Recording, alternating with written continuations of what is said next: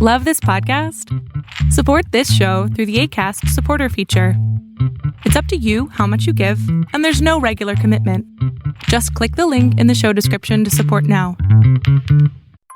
This is Hoss Holding, the 60-year-old outlaw, and the current pound-for-pound champion at Dogg Pound Championship Wrestling, and you are listening to Duke Loves Rasslin. Dogg Pound Championship Wrestling is the promotion ran by Rodney Mack and Jazz. And on this episode, their champion, Don Hoss Holding, is our special guest. Now imagine this, a guy who is 59 years old, and yet he has crawled and scraped and worked his way up to becoming champion of a wrestling promotion. Don Hoss Holding reminds me of the Bob Seger hit, The Fire Inside. In fact, at the end of the song, there is a line that goes, "Dreams die hard, and we watch them erode, but we cannot be denied the fire inside." You're going to hear my conversation with Don Hoss Holding in a moment, but first, have you subscribed to the Panera Bread Unlimited Sip Club? Folks, what are you waiting on here? We're talking $8.99 a month so you can grab yourself a drink once every 2 hours. It is fantastic. And let me tell you something. They've expanded the Unlimited Sip Club. So not only can you get your hot or iced coffee or your hot or iced tea, now you can get the fountain drink. So if you want to grab yourself a soda, or check this out. Okay, we are talking about the charged lemonades. Strawberry lemon mint, Fuji apple cranberry, or the mango yuzu citrus. Okay, these are clean energy drinks, folks. Okay, we're talking about guarana and green coffee extract. Gives you a nice little boost. It certainly keeps me charged up to deliver the best episodes of Duke Loves Rasslin for you. So what are you waiting on? Visit your local Panera Bread or go to PaneraBread.com. Sign up for the Unlimited Sip Club. Enjoy. You're locked in. Look at what we have here, folks. To the only show that matters. The cream of the crop. Duke Loves Rasslin. And there is no one that does it better than Your host, I have come here to chew bubblegum and kick ass. the Duke. And I'm all out of bubblegum.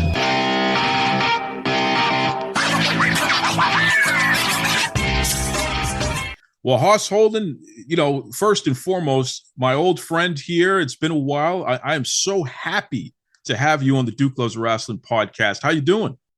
I'm doing fine. I'm glad that I am on here. I did not really appreciate some of the things you said about me to a gentleman who I don't have very little respect for, Nate Nasty. I heard that. I heard you calling me out.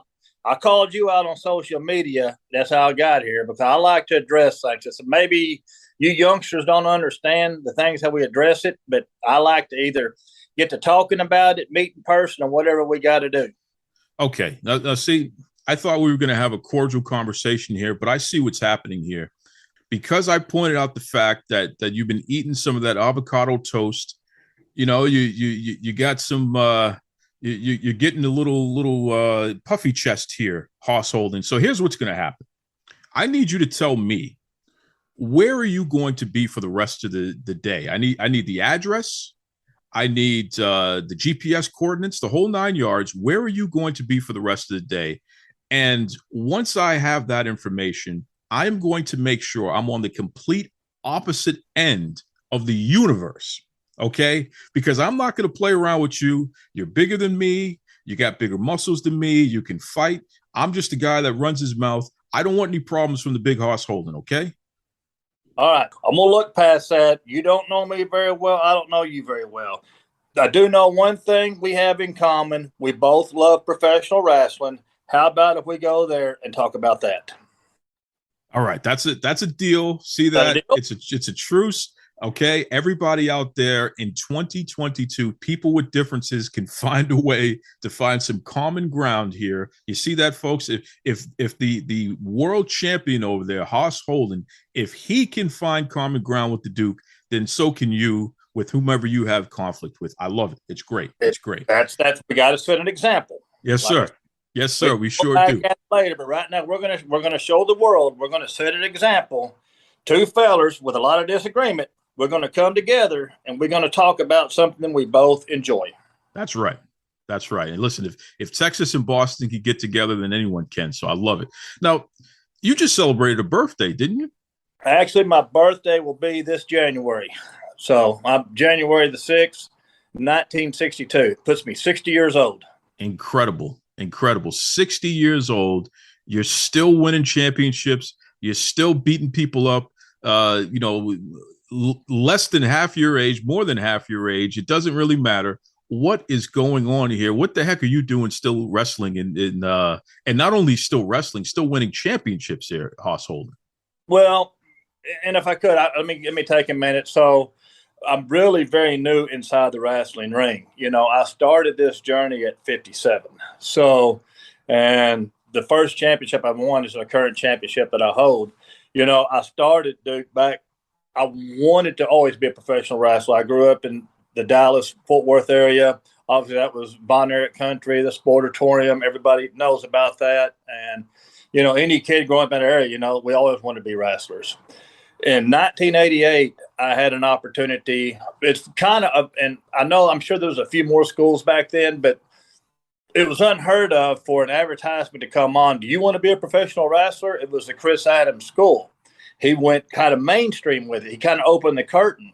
So I drove there. I saw it. I said, man, this is it.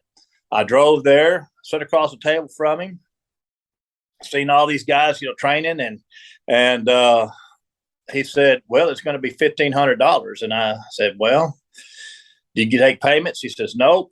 So I said, well, man, I don't got the money. I can't do it. It's nice seeing you. So I lived in a little town called Maypearl back then. And, I drove home. Dude, I was in tears because I saw this dream going away. And I got home. I had 3 babies, had a newborn, 1 3 and 1 5. I didn't have any money. I couldn't even make $150 rent payment back then.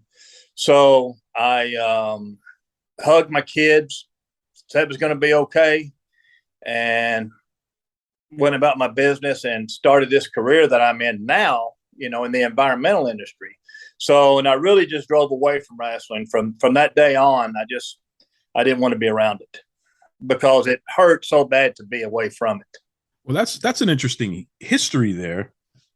I'm very intrigued by that because, I'm a young guy that grew up with the Von Erichs, of course, and all that world-class championship wrestling. That's my time, man. That's my time, 100%. I was fortunate enough to have cable at a very early age.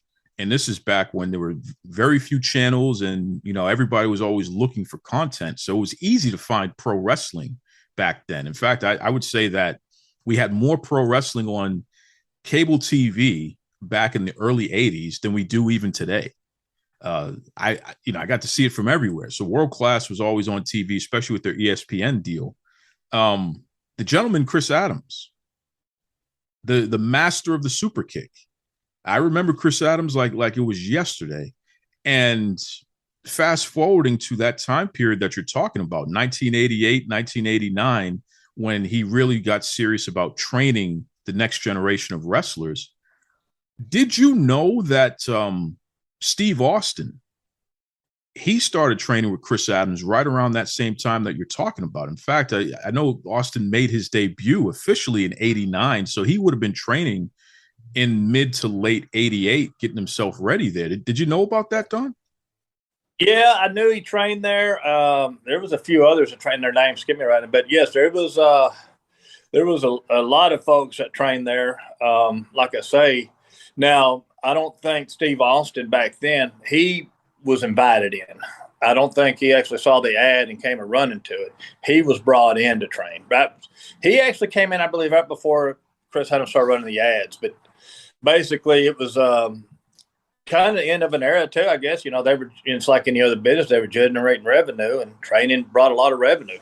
So, but I don't know if Steve Austin actually came in based on the advertisement that I saw, or is he wasn't? So many of those guys were still invited into the business. Yeah, I think the story goes, and directly from him, he was in the crowd. He was going to the sportatorium all the time, and playing football in college and all that good stuff. So good sized kid, and people invited him, like you just said. Hey, you want to train to be a pro wrestler, and that's where he linked up with Chris Adams, and the rest is history there. But it's so interesting because you were down there at that time. This is where you're born and raised, where you're from. So you, in your own way, have a connection to that legacy. So again, it was way too much money, unreasonable.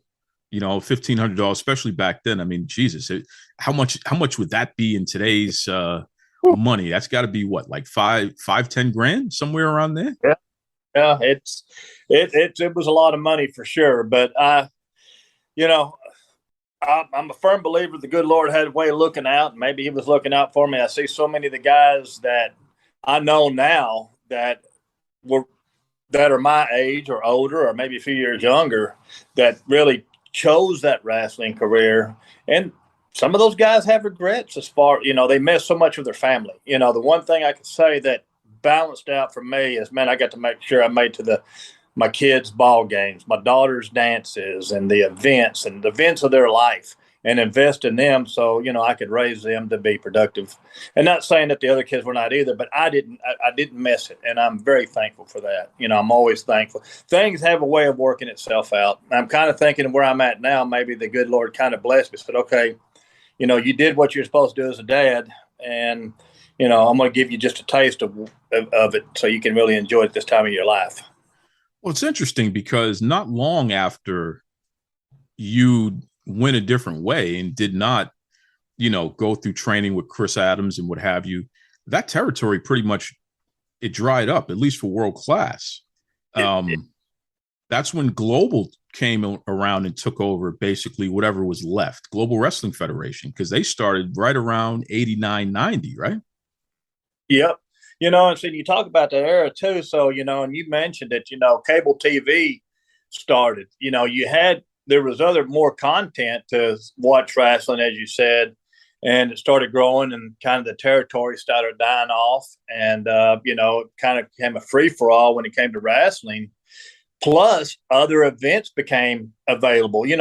Before cable, you only had a few channels, and you'd watch the football game on one channel, and, whatever they had on the other 4 or 5 channels. When cable came into homes, you had more watching content. As we continue, we get more things to do, than wrestling. So, to me, I don't think people got tired of wrestling. I just think there was just more things people could get out and do, and started doing it, and with the TV watching, with the cable. Also you got access to more college football games. You got access to more baseball games. You got access to, whatever you're interested in watching. And that dilutes the market. And I think about that time, you saw the sportatorium market get diluted because people were finding other things to do and watch. Yeah, that's for sure. That's for sure. You're absolutely right about that. So I'm curious though, because like you said, you had an opportunity to train.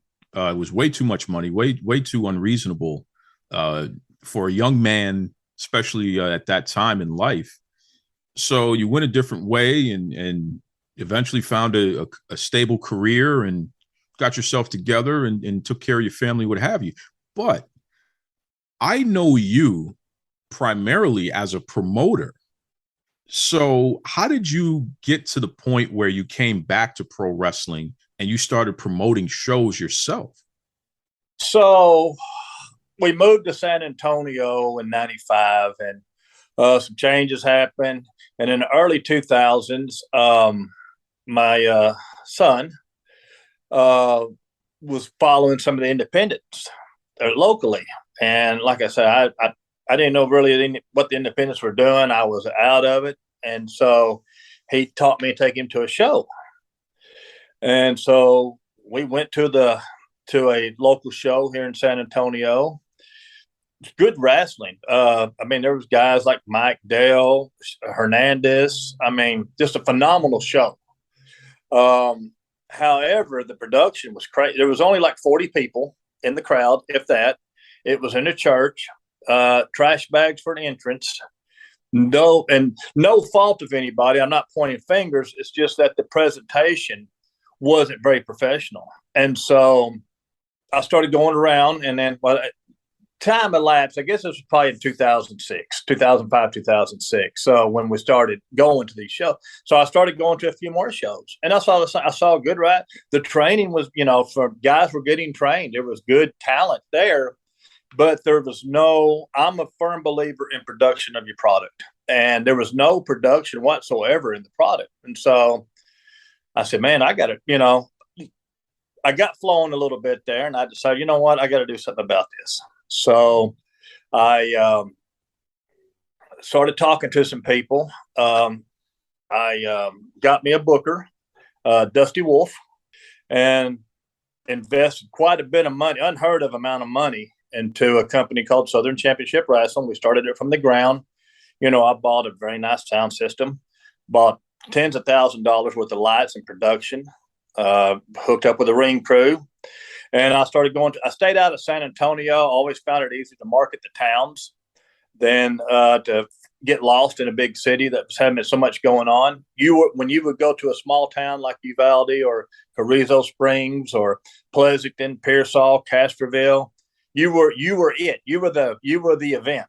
So, and it's easy to promote those. So, and we would really put on a show, from, starting our show exactly at 7:30, as we said we would on the flyer, having a whole production entrance of starting the show with lasers and lights and music to enhance the guys participating into the wrestling. So it set the mood, it set the auditorium, it got everything flowing, and it really took off. And there was one other company that I felt like that put time back then in production, and that was XCW. Knight Davis owned up in Denton, which I've always looked up to the guys. Phenomenal promoter and phenomenal guy in the business, and much respect. So I know Dusty was booking for him too, so we were working together a little bit through Dusty, and but the production was so important. So that's what really got me started, was the production of what I wanted to accomplish, to start helping wrestling again, because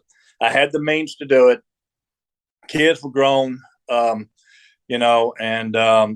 I had the time and the means and the resources to do it. So, and it was important to me. And I thought it would squelch this burning that I drove away from in 1988, but it helped, but it didn't do it all the way. So you were promoting, and at some point over the past couple of years, you decided, something, I think I'm going to start beating people up. So how did we get to the point where now you go from being the guy that walked away because it wasn't the right time to being the guy who's promoting the shows to now you're the guy that's beating the hell out of people inside the ring at shows? Well, and I go back. So we ran from 2007 to 2013 with Southern Championship Wrestling. Our house burnt down. I weighed 360, 365. My health got horrible. I mean, I was in such bad health. And so we had to close it down. And we actually had our own building. We ran weekly and bi-weekly after the end. But my health got so bad, then our house burnt down.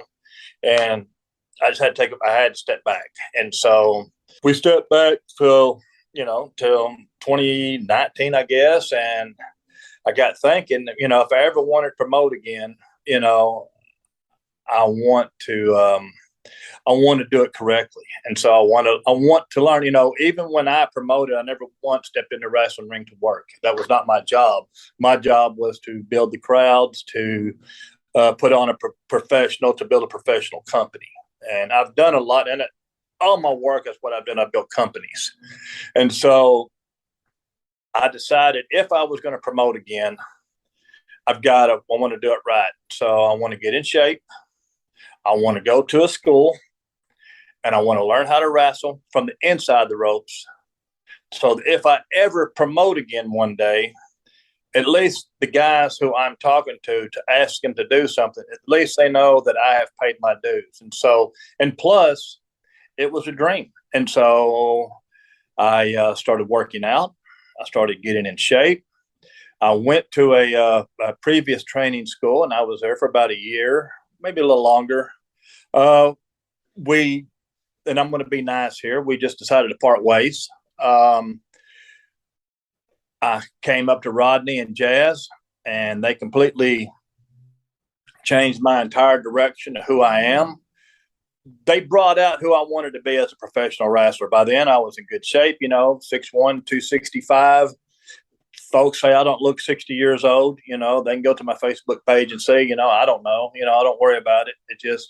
I know that I'm having fun. And they threw me right into the fire. They gave me a few months with them under their tutelage and training. They cleaned me up and put me out there on the streets, man. Said, hey, you're ready. And I have had some amazing matches. I've made my mistakes. But it's also, I'm paying my dues in it, traveling around. We still train, 2 to 3 times a week. We expect to do so much in the gym that we've got to take care of. They hold us accountable for that. How we help with the show, we still tear down our rings. We put up the rings. We do all that stuff. I hope one day, like I say, once I feel like I'm no longer a vital asset as a wrestler, then I can, if I decide to go back to promoting it, I know I've done it the right way now, and it's important to me. And not only that, when I took this journey, I think, I can make a difference. So many of us guys, and you're probably going to get to this area, we sit there, man, through life, and we bust it for our families. We bust it for our companies. We bust it for people. When we're young guys, we have a dream, right? Like we got this dream. We're going to be we're going to be a wrestler. We're going to be president. We're going to be this. But life tends to beat the crap out as you go along, and we lose our dream. Our dream gets dissolved into just living and existing. Yeah, we enjoy things, but I mean to lose a dream, it's horrible.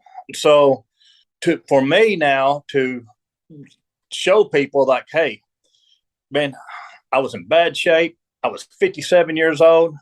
I had this burning dream to finish from 1988, and I got off my keister and I did something about it, and now I'm living it. Hopefully that sends a message. Just because we're turning 50s and 60s, we don't have to lose our dream. Just invest in yourself, and man, we can still achieve anything we want to achieve. I'll be the first to admit I'm not going to be the best wrestler on the card that night.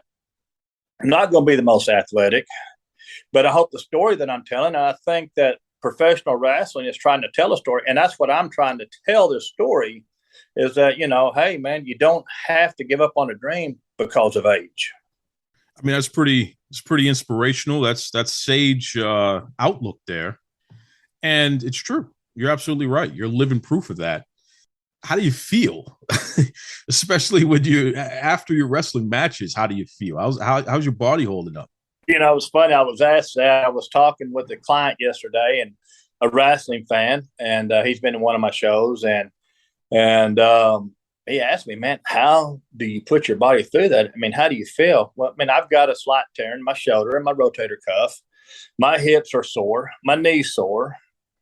I've got a tear you would think a tear in your thumb, like a ligament or a pulled ligament in your thumb, and a slight tear in your thumb. Man, that's painful, because I've got to lift weights, and I'm going to have to, I've got to doctor my hand up just to lift, to do things. But, it's funny is when you're in the curtain and you're fixing to walk out, that adrenaline you have, the emotions that are running, especially for a passion I have for professional wrestling. And it's all emotion, and this has been built up my whole entire life. And I know each time could be my last time I walk out for this experience. And for that moment, you don't hurt a bit, that evening, and you can go out and you can do what you do, in the wrestling ring.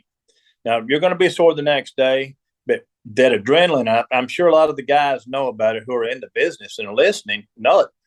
That adrenaline, man, it's addictive, because it's an all heel. Because I promise you, when I'm sitting there waiting for my music to play or right when my music to start, man, I don't have an ache or a pain or a worry in the world.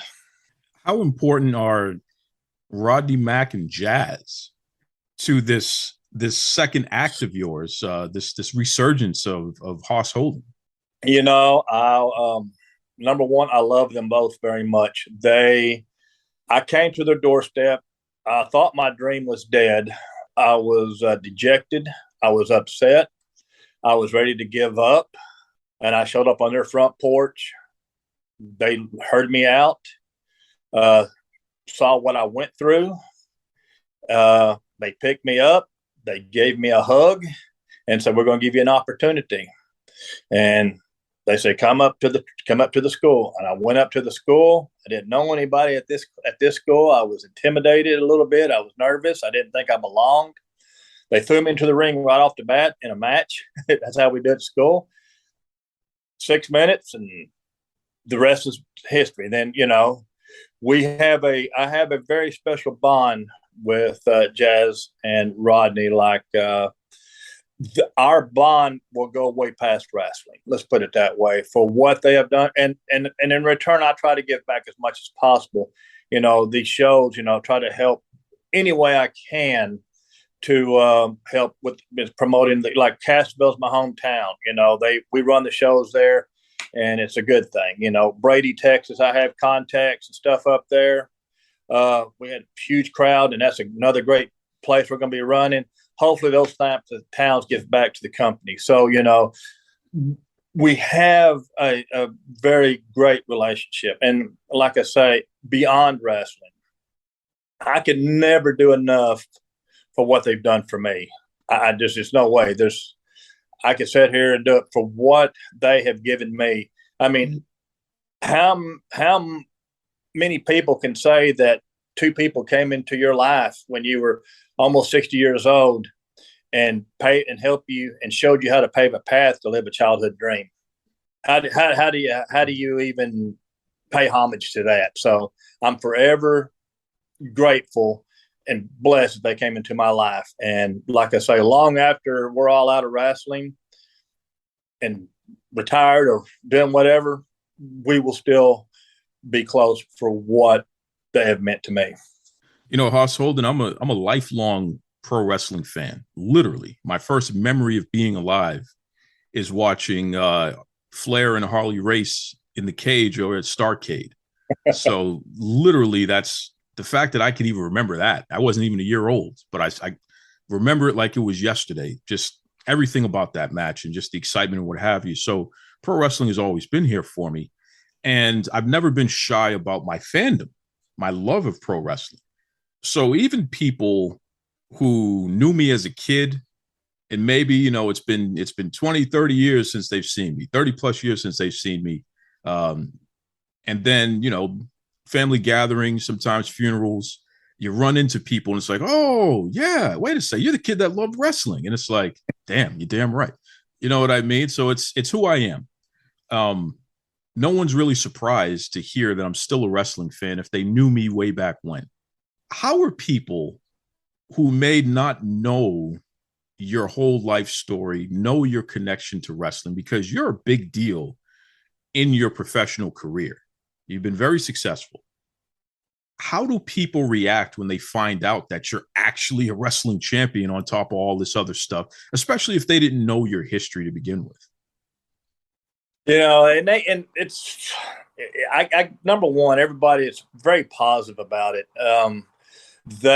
Number one, they say I look like a wrestler because, I'll wear a t-shirt and blue jeans. I've got a beanie hat on. I've got long hair. I've got my beard flowing. And really anybody in the environmental industry don't have beards. And I'm an exception. I feel like I've earned that. So I just don't don the mask anymore like I used to. Let's put it that way. I guess management has its privileges. So, but a lot of the customers have, especially, I know people all over the country. I've been all over the country in this environmental business, and some of the most major disasters in this country as far as rail and truck and chemical plants and everything else. So, and you build these relationships. And so, yeah, a lot of the customers come out and say, a lot of peers that I work with and who works for other companies, they have came out and watched some of the shows. And I had a big group from Houston.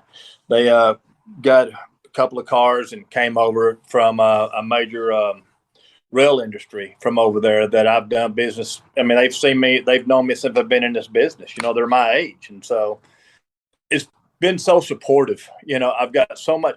There's naysayers out there too, and don't get me wrong. There's a lot of people that make some pretty childish and silly comments about me and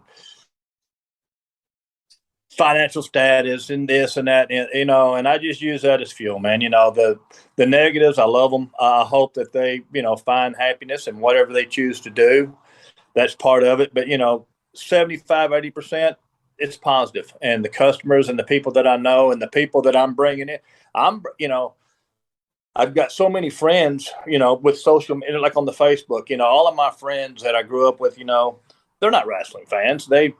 But we had a show in Fort Worth. Man, we had a big crowd show up because,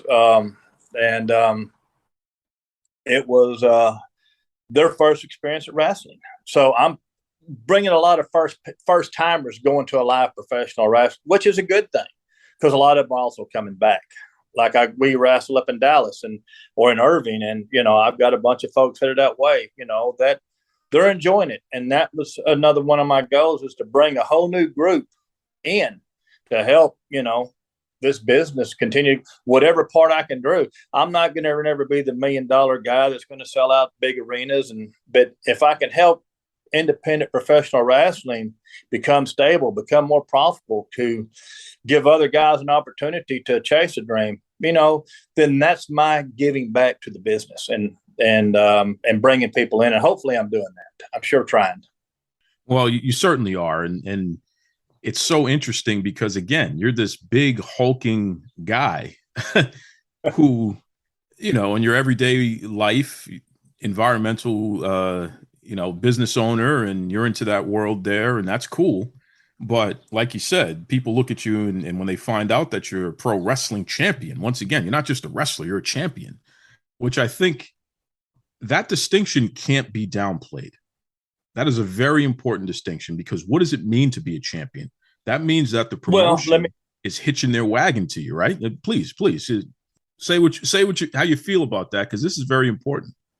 Well, so with the Dogg pound for pound title, number one, what this title means is folks got to really understand the pound for pound title. This is one of the first, you know, this title represents wrestling royalty, as I say it, and that's Rodney Mack and Jazz and the Dogg Pound Championship Wrestling. So worldwide, I mean, Rodney Mack and Jazz are worldwide people known in this industry. And now, you know, and everybody's looking at their promotion. You know, anybody who's anybody in this business now knows about Dogg Pound Championship Wrestling because of who Jazz and Rodney are. And for me to be their first champion, and I did lose the belt once and I won it back, and to represent this company with the title, number one, it's an honor for me to be a champion, no doubt about it. What really is the honor for me is what this title represents and who it represents. You know, to me, it's the biggest title going out there because of who it represents. This is not just some guy that, you know, when I started my promotion years ago, I had a heavyweight belt. I had what I call an open division, and I had tag teams. Yeah, they were very pretty belts, very nice, and they represented our company. But other than what we did as a promotion, we wasn't nobody. This title represents Rodney Mack and Jazz, and I can't say that enough. That's royalty. That's also a lot of pressure because I've got to show up and I've got to be ready. I've got to know that I have earned that opportunity every day, and for what I represent, because this is them. You know, whenever I go defend this title, or if I'm not defending the title, I'm somewhere. That's how I'm recognized. So yeah, it's huge. So no, it means everything. It means a lot more to me by what the belt represents and who it is associated for, more than me just being a champion. That's all fine and dandy, and I'm honored. Who it represents and what it represents, that's the meaning. That's the buttermilk right there. Well, I'll tell you, Hoss Holden, you're a guy that I've been feuding with in my own way for the past 6+ years. You know, I'm no stranger. You're no stranger to me. We've had our battles on Facebook, talking trash to each other about world affairs. But you're more than double my size. I'm a pretty small guy. I'm only 5'6". Okay, so it's not like I could take you, but I can certainly take my podcast money and put a bounty on your head, get you straightened out here if you keep messing with me here. But but outside of that, I like challenges. Come on. I like challenges anywhere. I bet you do. But outside of that, I'll tell you, man, you are class personified, what I like to call top shelf. You're a man that did it right. You know, you put your family first, took care of business, but you left a glimmer of hope. And when you had an opportunity to cross something off your bucket list, you certainly jumped full force into it. And you're living the dream right now, bro. It is just fantastic. And again, you're a champion. That means that you are one of the elite. You're one of the best in the world at what you do. And that is just the highest compliment ever and especially to do this where, you know, most of your opponents are, they're what, 20-something-year-old kids, right? Yeah, 20s, 30s, you know. If I wrestle somebody in their 40s, you know, that's pretty old. So, yeah, it's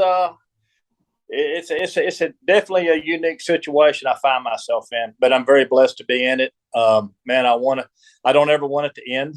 I don't think anybody never wants anything to end.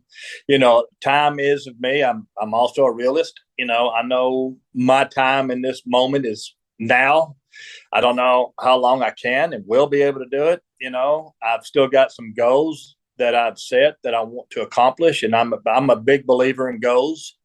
And I try to do everything I possibly can to achieve every goal that I set. And, you know, there's one big bucket list that I still want to go after. And I hope to achieve it, you know, before it's over. Are you going to tell us what that is, or is this some kind of cliffhanger here? My goal is I want to wrestle at NWA. I think what the NWA right now doing is phenomenal. I think it fits my style. I number one, I'm a big Trevor fan. My gosh, I just admire the guy. He's just awesome. He's he's a guy that I want to get a big old pan of cornbread with.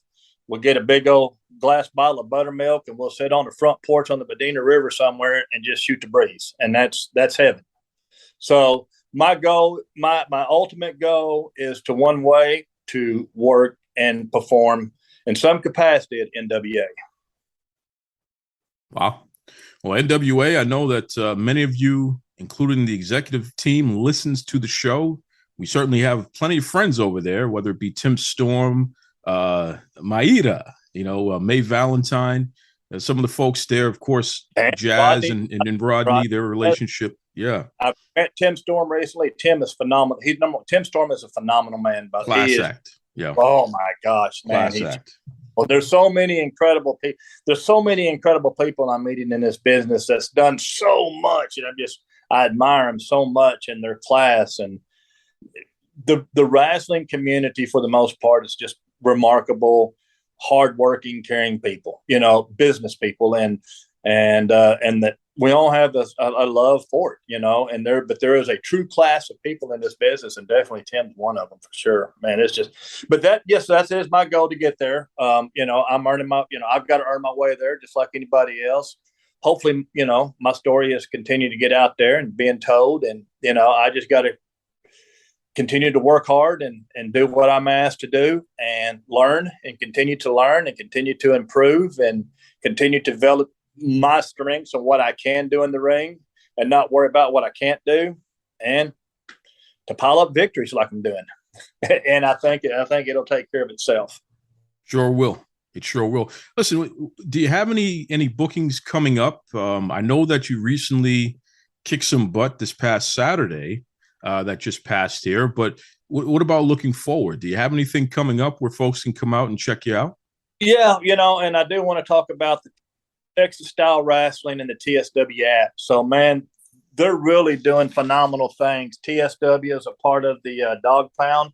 And if anybody wants to check it out, it's tsw.com, Texas Style Wrestling. You can Google it. They have an app. It's called TSW Plus. the content is phenomenal on there. You can watch wrestling. You can watch a lot of the dog pounds. They bring a lot of stars in as well. They're really doing phenomenal things. They're investing so much money into the company, and that's what they're building the company because of the app and how they want to stream the app. People all over the country, all over the world is watching this app. And what's so cool about it, so many kids at the Dog Pound who I train with and work with and who are under the tutelage of Rodney and Jazz, we're getting to tell our story there. And, and more people are watching it through the app. More people, it's becoming a big con was there. I mean, you just got Teddy Long as the general manager. He's very heavily involved in it. He'll be up there July, so 9th when we're back there. So he's really directing the traffic but yeah, man, I would recommend anybody get this TSW if you really are wrestling fans and want to watch the growth of everything that's there about wrestling. That there's something there for everybody to enjoy. You can watch the kids grow up. You can watch me tell my story. You can watch stars from all over come in, and it's got everything. You can watch it right there. We talked about it earlier that, this is more folks are watching wrestling on their tablets and iPhones, and this is a great way to watch it. So yeah, highly recommend the TSW app. I will be up there July the 9th. Don't know who I'm wrestling. I'm sure they will ask me to defend this title. I always defend my title up there. I defended it last time I was up there against a guy. He's called himself the best kept secret, and he is a midnight special. He's a very vocal young man. Doesn't play by the rules, but he's also a very talented professional wrestler. And we had a heck of a match. And like I say, so that was our last match. It's on the TSW app now, and you can watch that match. It's available. So I have no idea how I'm running. And then in August, we have our big show in Castroville, and I've got a few appearances. I'm a guest on a float for the 4th of July parade. I'll be geared up and taking pictures.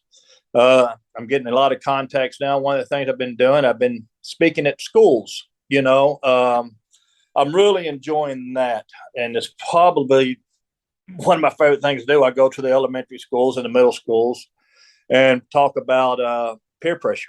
I think, for years, and you grew up through this, Duke, about just say no, and it's hard to say no sometimes because of peer pressure. So to me, by discussing with these kids about peer pressure, what that is and how do you reverse it, making good choices, good decisions, it's more than just saying no. It's about trying to find the root and then believing in themselves. I bet about it, and man, the teachers are loving it, the kids are loving it, and I'm loving it. And hopefully, like I say, if it makes a difference in a few kids' lives, we go along, then man, then it's all worthwhile. So that's what I'm doing. Now, what about keeping up with you online? I mean, do you have any social media that you want to plug? Basically, if they want to, I've got the Twitter, and I'm not a big social media. I'm not a big online guy, but I do got I do a lot on Facebook because it's the easiest for me, and it's Don Don Hoss HOSS Holding HOLDING. If anybody wants to check out my Facebook, become friends, talk, follow me, they can follow me there. I know a lot of people do the Snapchat or whatever it is. I tell you a quick story. I know we got to go. So I'll tell you my knowledge of social media. So when I was sitting on this when I started wrestling, I said, well, I got to set up social media, and other than Facebook, because everybody's got all this lines and hashtags and all this stuff. And I said, man, I got to get on this deal. So I started doing it. Well, I actually opened up a dating app, and all of a sudden I started getting these messages from and I looked at my wife and I said, what is this one? And she goes, I hope that this was an accident because you're on a dating app. And I said, oh, okay. So, so I got off that. My wife wasn't very appreciative of that, but So, but no, I just stick with the Facebook, Don Hoss Holding, and you can look me up there and follow what I'm doing. This is WWE Hall of Famer JBL, and you are listening to Duke Loves Rasslin. Folks, as always, be kind to yourselves and be kind to others. Take it away, Tony Schiavone. This is Tony Schiavone, and we're desperately out of time on Duke Loves Rasslin.